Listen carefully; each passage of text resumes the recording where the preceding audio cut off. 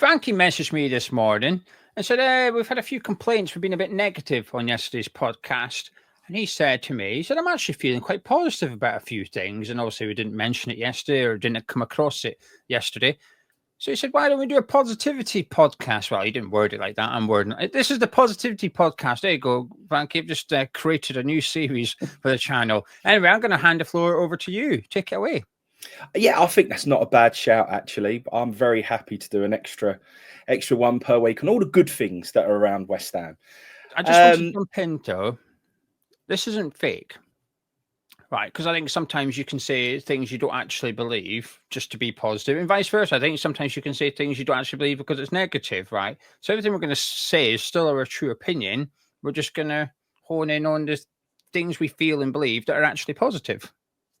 Absolutely. But I'm going to turn it around on the people watching a little bit, Geo. Okay. In that, if we're doing this, then that comment section needs to be all positivity. We need a comment from every single person about what's positive and what they believe is positive at the moment at West Ham. So I want to see an absolute sea of West Ham positivity underneath this video from every single person who watches. It would be amazing. Everyone can like it as well. And we'll all get on the happy factor. We can all have a bit of a happy pill this morning and all bounce through the midpoint of the week in a really positive way and all get excited about West Ham moving forward. And we're back. They're all at Rush Green. And if I'm honest, Gio, it was that video, the good vibes all round that West Ham put out, that actually there are some good things at West Ham and it isn't being false. Just want to, there are a lot of ways you can spin things, right? And yeah. I'm not even going to talk about the other way that you could potentially view some of these things that I want to talk about. So we know that you could spin it, but let's not even touch upon that. Let's only look at the positive side of the coin. We all know, so no loads of comments about, oh yeah, but what about this or what about that? Let's just keep it all on the positive side. So the video for me, it sparked something in me, Gio, and I am looking forward to football being back. So I think my first, and this is going to be seven positives. So there's not a couple of positives. There's plenty of positives. There's 7 positives surrounding West Ham at the moment. And a big one for me, Summerville. I think it's very easy to forget the start he had with us. It's been easy for Albie, my boy, to forget. He got his shirt, name on the back, the shirt that he bought at the beginning of last season after seeing Summerville's start for West Ham. He was excited. And he'd not really had anyone. He'd always had his name on the back of his shirt. He liked Bowen, and Bowen was a favourite of his, but he never really had any West Ham player at that particular time like I had with Cole and Carrick and Defoe and all those exciting players that we used to have who were goal scorers and exciting players. He didn't have any of that. Something about Summerville, really did excite him as a young lad. So the fact that Summerville is back, he is in that physio room. He is stretching himself out. I saw him doing work on the little roller ball thing. And, that's quite... If you've got a muscular injury, you wouldn't want to be doing that type of activity. So that is very much someone who is recovering. We know there might be another little niggle that he needs to address. But the point is, he is going to be back. He is going to play football for West Ham next season. And it's almost like him re-signing for us. I'm excited by it. And I can't wait to see Summerville on a West Ham shirt again. Yeah, I agree. It was a good sign at the time. And I think under Lopetegui, we didn't see him enough. I think he was in and out of the team a little bit. And when he played, he looked good. And then he wouldn't play the next game. And it was a bit frustrating. But then that 45 minutes under Potter, he looked really good. But I think not just the player itself, but I think what he does allow you to do is change how you play drastically, because last season, traditionally, the wing-backs were Emerson, Wan-Bissaka. That was usually the most common one. And even if you took Emerson out and put Scarles in, I still don't think you increase the attacking threat down that side. And Wan-Bissaka is good at travelling with the ball. I still have some question marks over his delivery. There was some good signs of it last season, of course, but I don't think he provides what a traditional winger would provide from that area of the pitch. And in that first game under Potter, we've seen Summerville playing right wing back. And I think if you're going to take out one of Wan-Bissaka or Emerson and put in Summerville, so let's just say next season we had Doof left wing back, Summerville right wing back, and Wan-Bissaka is playing right centre back. I think that significantly changes how you attack teams. That increases your attacking threat. It increases how flexible you can be in your attack as well. And it's the same thing. It's still a right wing back, but the difference between Summerville and Wan-Bissaka and say Soufal last season playing that role, the swing is massive, and I think he could be quite key to how we perhaps improve next season without bringing in any new players. Yeah, no, couldn't agree more. And there are times where, and we all know Potter has his way of playing, and we don't expect to see too much change. However, I liked Summerville higher up the pitch as well. It allows, as we say, it allows tactical flexibility without making a sub.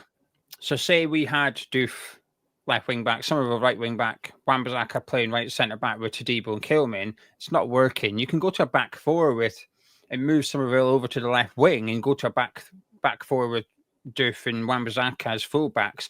So without making a sub, you can go switch your formation just like that. Whereas maybe last season when you've got Creswell and Emerson on the left, it's maybe a bit difficult to do that because you don't really have a traditional winger there. You're sort of stuck with your back three unless you make a substitution. And managers tend not to want to make one in the first half. So even if it was going wrong early doors, you're still going to wait till the break at least. If Summerville's playing wing back, not the case. You can just go like that and you switch it 20 minutes and you can switch something. And I think that's important because we did see some games last season where we were struggling early doors, but we had to wait until halftime before we made the necessary adjustments. Summerville will be an important player next season. And I agree with you, actually. I'm looking forward to it. Yeah, absolutely. And there is something about Kudus going that was getting in the way of Summerville when he was starting I think that's off. fair. I think that's fair. I think it could be really balanced. If we've got Fullkrug down the middle at times, Bowen on the right-hand side, Summerville on the left, I think it's a really balanced front line, more balanced than we've had in a long time. So I think that's really good. If we agree Kudus' best position is not the left, we don't have to debate what it is, but if we can agree that it's not that left-hand side, well, you're taking someone out who perhaps doesn't suit that role. But like you said, Summerville was player of the championship playing in that position. So it does provide that sort of, we're not saying Summerville's a better player than Kudus. What we're saying is Summerville suits that role better than what perhaps Kudus does. Yeah, no, absolutely. Number 2, Geo. Go on. Dan Potts. And this isn't just based on... Freddie. Sorry, mate. Where have I got that from? Is he still at Luton, Dan Potts? Is he still? I'll tell you where it has come from. You might want to edit this little bit out. No, I'm going to leave it in. Can I guess where it's come from? Go on. Because Charlton have just signed Reece Yes, Burke. you got it. Bang on. Well done, Gio. Love that. That is exactly where it's come from. You're spot on. I was talking to a family member of Connor Coventry this morning about Reece Burke signing from Luton going to Charlton, and that's exactly where it's come from. So, I seen it this morning, and I was going to send it to you, but I knew we were going to perhaps do this, and I thought that's a good signing for Charlton. It feels like a good signing for him. But anyway, Freddie Potts. Well, ex-West Ham as well, and I always quite liked him. I think he'll do a good job down there. Freddie Potts, there is something about him right now.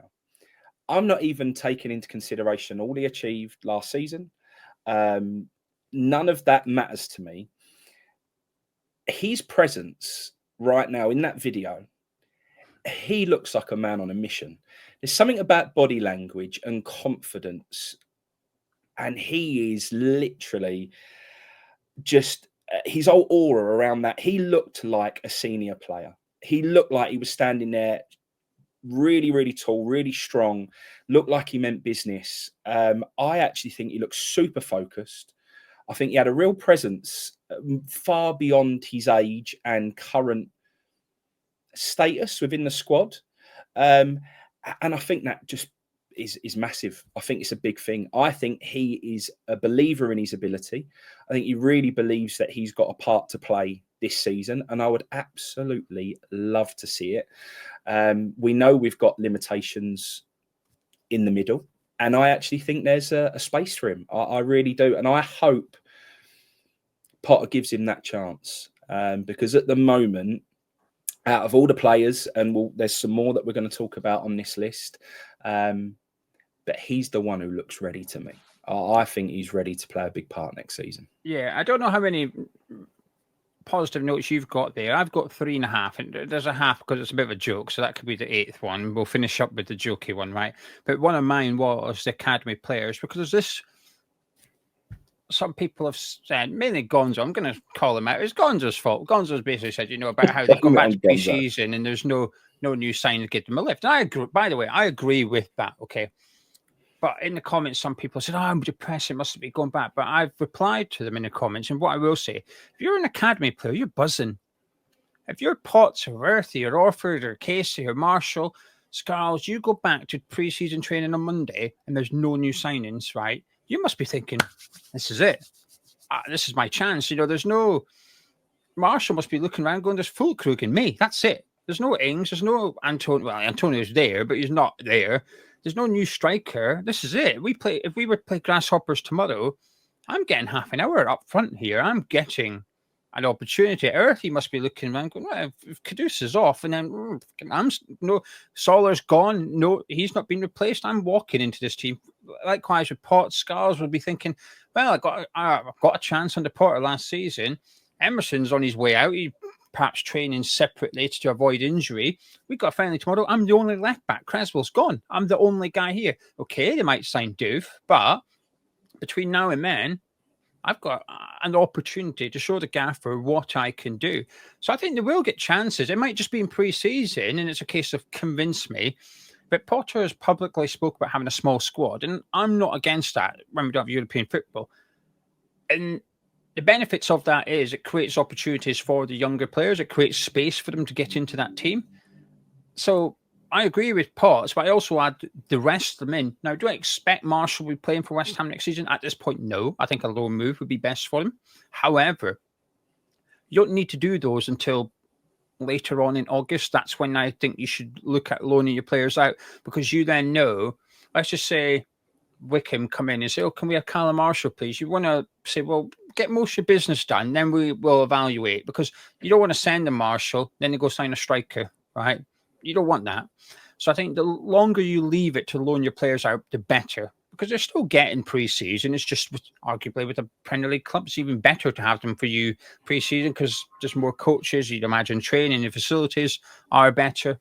So yeah, I've said academy, but I agree with you. There's big opportunities for these players right now, and they must be buzzing, looking around. And also, I think it's a fair assumption they're mates.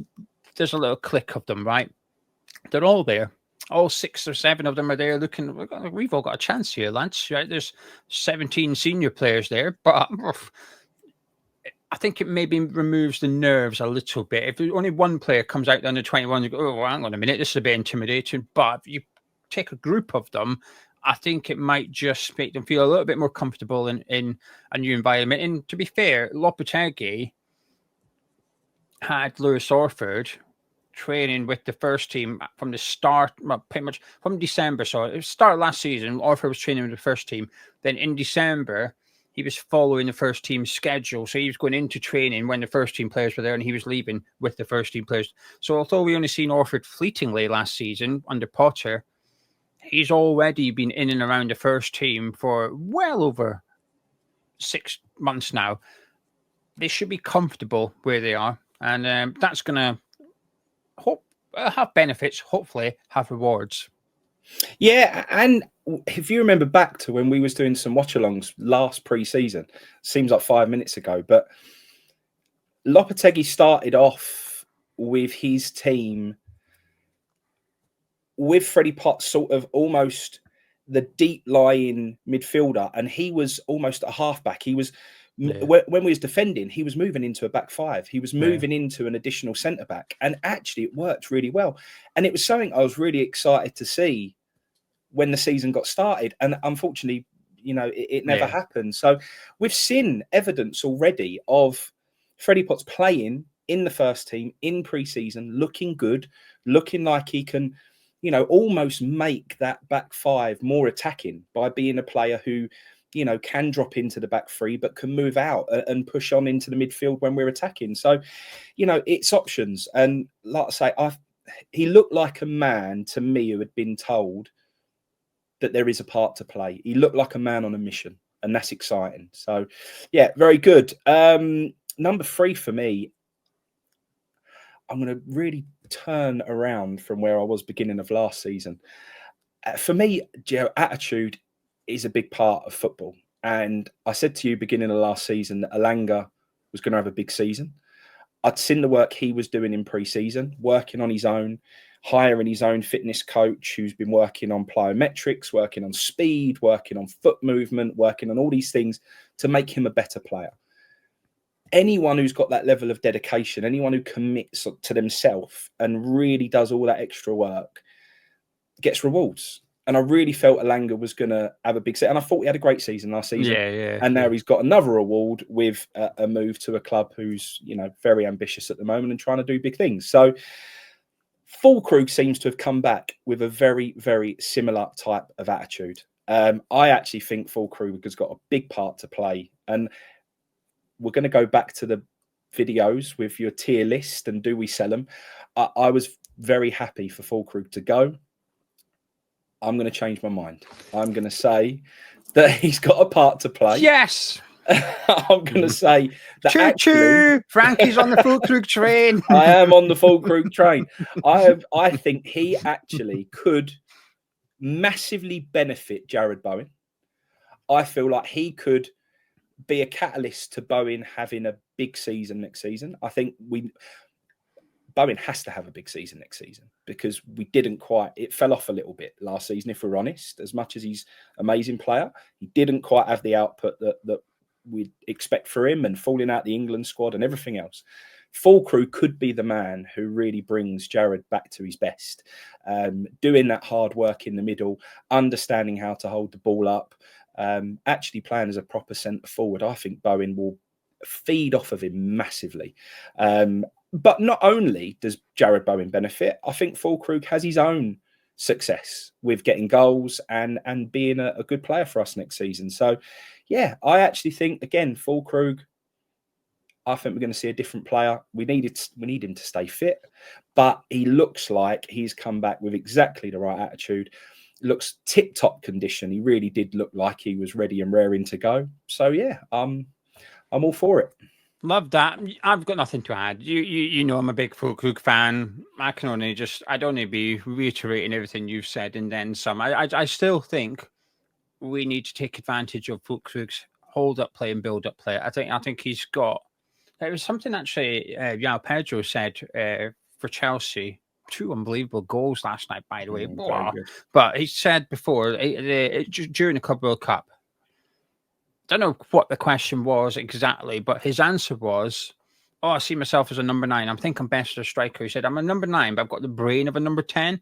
And I quite like that answer. And I think I would apply that to Fullkrug as well. He's got that creative aspect. Because he's big, I think people assume, launch the ball up at him, he'll flick it. No, give it to him in his feet, and you'll find he's laying it off to people and creating attacks from deep. So I think that's something we need to utilise more next season. But I'm looking forward to... the second coming of Niclas Fullkrug. And I think that's exactly what it's going to be. My number 4 is Earthy and Scarles. I've been a big fan of Earthy for a very, very long time. It was always my tip to be the one who would make it and feature for the first team. I think Scarles... I want to see him playing a bit of football. Like we say, is he going to be the number 1 starting player in that position? Probably not, but I want him to get chances. I want him to see the pitch. I want him to be in around the first team. And Earthy, he was always a little bit lightweight for me. It was always a concern. But he's gone out. He's mixed it up in a very physical league. He had a really positive time there. And before we make any rash decisions on whether or not he might benefit from having time away from the club. I would like to see Potter give him a chance, seeing him in around the first team, almost give it 6 months of him being around West Ham now. Yeah. And then if in the 6 months it's not quite working out, he's not seeing enough time, it's hindering his development a little bit, then we can look at potentially, giving him a run out somewhere else. But I just want to see him in and around it. And he was beaming in that video at Rush Green. He really looked like he was, just enjoying being in that environment. And I don't want to take that away from him. I know he did love being at Bristol last season. He done some interviews there where he looked like he was happy. So it's not saying he can't be happy on loan somewhere else and progressing. But he's West Ham for me. And I want to see him be given. Now, I do understand that you can't give all of these players too much of a chance because it just doesn't work like that in Premier League football. You just can't have that many youngsters on the pitch at the same time. Three, and one of them was literally one of the better midfielders in the Championship last season in Freddie Potts. So I know you said you were ignoring that, but I think you've got to include it for the context, which is he was one of the better central midfielders in the Championship. And you're saying him, Earthy and Scarles. You're not asking them all to start week in, week out. You're just asking them to get a chance. That's all.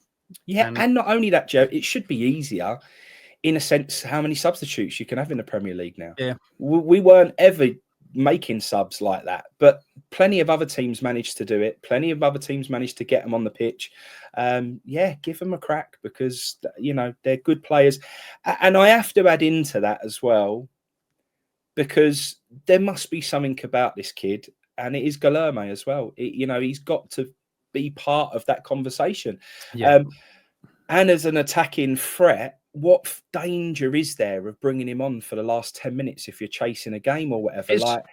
Is he back? I haven't watched that video. This is where I confess I'm not far enough in. Frankie knows a lot of our patrons will know I've got a lot of stuff going on in life, so there's possibly an element of me just being grumpy. So I've seen the video pop up and I haven't watched it. I'm not in the mood for that. So I've should watch it and maybe get in the mood for everything. Is Guilherme back in pre-season training? Yeah. He was up front. He was very much a because no one else. Well, that's exactly right.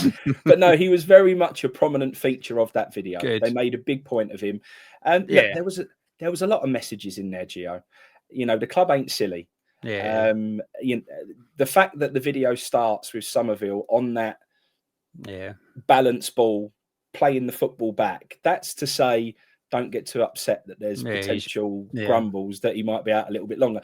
They're not, the media team are very clever, and there was a lot of messages in there to try and make us all feel better. And it worked on me, Gio, I've got to be honest. It worked an absolute charm. But Guilherme's there, very involved, and I expect to see plenty of him.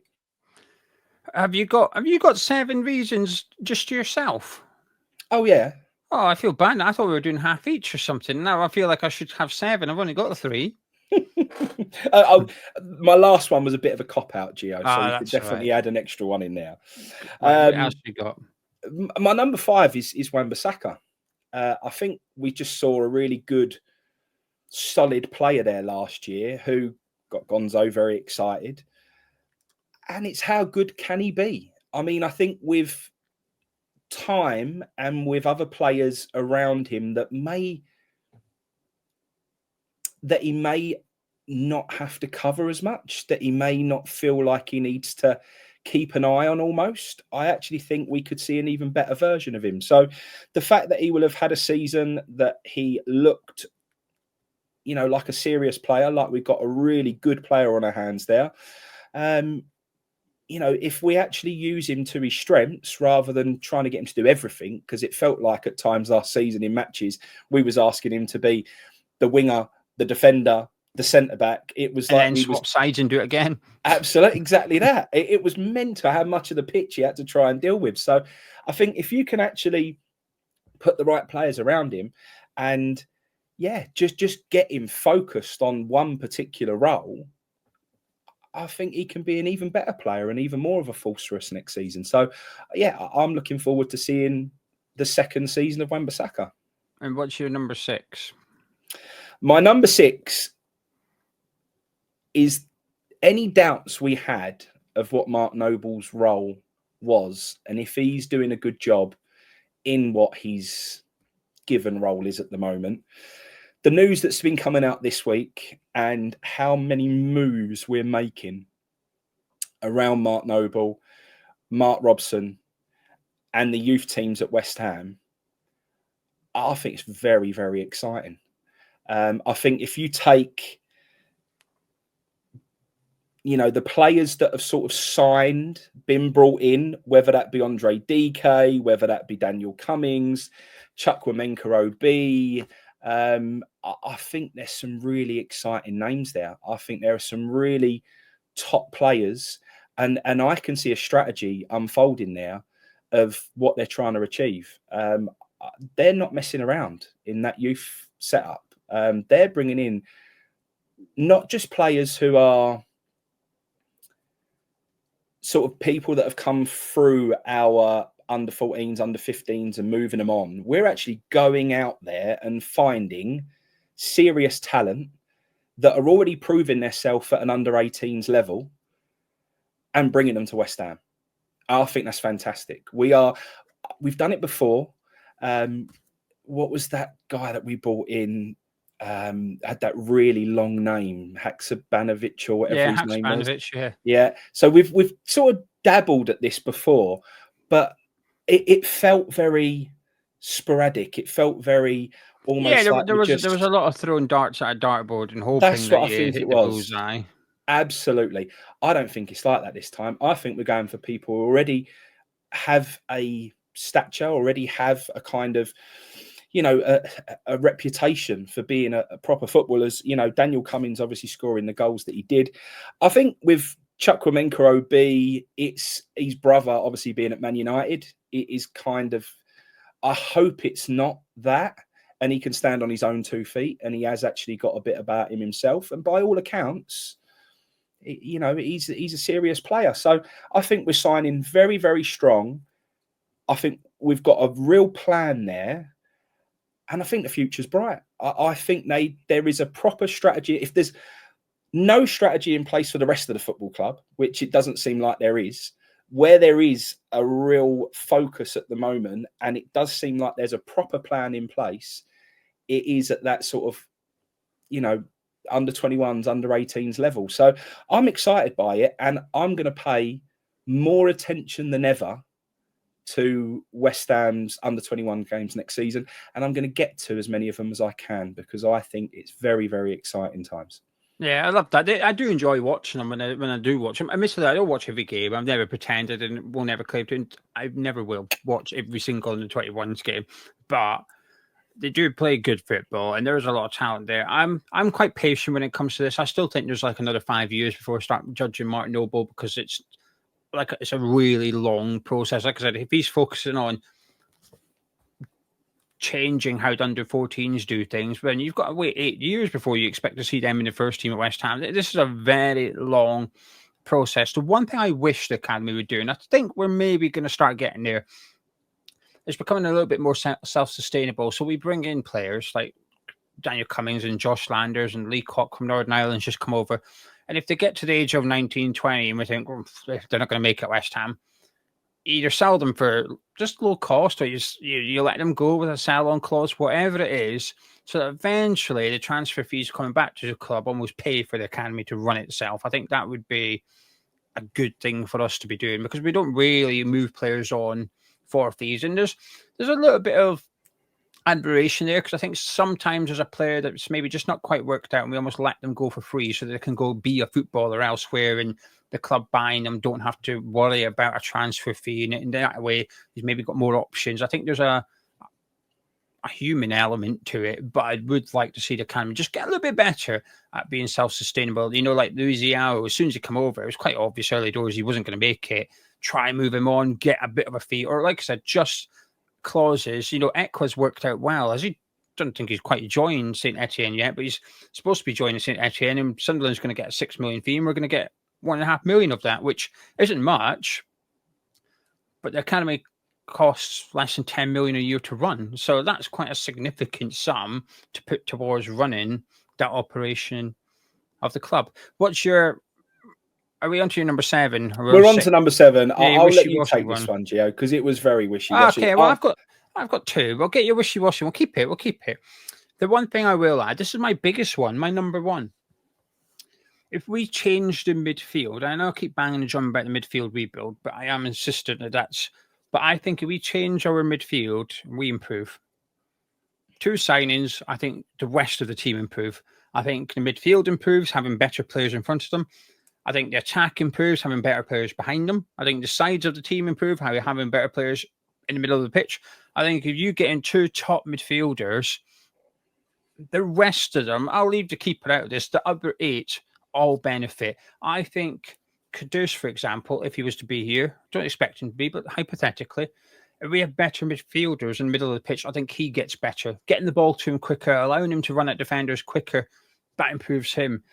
Getting the ball to Bowen in better positions, getting support up the pitch to support the attack when we're up there would improve us a lot. I think sorting out the midfield is my priority, but I do believe that if we got it right, 2 signings, it would really improve a lot of the squad that's currently at West Ham. I think we would get better like that. I think, say, Doof, for example, I don't really know him, but changing Emerson for Doof, I'm unsure how much that's drastically going to improve. It might do. I might be surprised, but I'm reluctant at the moment. I'm waiting to see. But I do strongly believe that changing that midfield, we would just get better overnight immediately and significantly better as well. I put a lot of our issues last season down to the options in midfield and also the options selected. I think there was times we chose the wrong combination or the wrong player for the wrong game, so on and so forth. And I think if we could eradicate that, we are better. And it's not much. It's 2 new signings. The other one I would add, Frankie, and I have no evidence for this. This is pure opinion. And I've said it before. It's been a while. I'll say it again. I think Potter was a bit unlucky last season. There's a lot of games I feel like we were in but didn't come away from anything with it. We lost the game, but I felt like we had played some good football at times. And there was plenty times under Potter, not for the 90 minutes, but maybe half an hour or 45 minutes or whatever. There was times where actually I enjoyed the football on display. I thought we were playing good football or moving the ball about well. And I could see things that I'd be happy with seeing on a more consistent basis spread across the game going into next season. So I do feel like there was an element of unlucky. And I appreciate, luckily, we finished 14th because, when before the last couple of wins at the end of the season, Potter was worse than Lopetegui. He came in, we were 14th, we're now 17th. It's hard to say I prefer Potter to Lopetegui because the evidence would suggest, well, you're wrong, you shouldn't, you're worse. But he came in at 14th, we finished 14th, so I feel okay saying this now. I think Potter was better than Lopetegui last season. I have no evidence for it. It's pure opinion. But because of that, there's a bit of me thinking, while I haven't always subscribed to he needs his own players and stuff, but there is a part of me that thinks maybe if he gets his own players, things will be good next season. Small, but I'm intrigued, and that's why I've never wanted him sacked, because I want him to get a good chance, and that means backing him in the window. But I do think last season we were a bit Frankenstein. We did have a Frankenstein squad, a bit of boys, a bit of Lopetegui, a bit of I had none of Potter, bar the on loan guy, but actually we even had a Sam Allardyce player there in Aaron Creswell. We had a player in 2025 playing for us that Sam Allardyce signed. Right, this was a Frankenstein squad. Some of the old guard have gone now. It just allows us to maybe just streamline it, mold it, and I think hopefully next season we can be a little bit better and a little bit less unlucky. Right, what's your wishy-washy 7? And I'll do my fun one. Football's back. Love that. Would you like my fun one? Go for it. This is about positivity, right? Actually, before we do that, I'm just going to ask people, subscribe, drop a like on the video, thumbs up. Hope you enjoyed the Positivity podcast. Getting 1,000 likes would be positive. But anyway, here's my last one.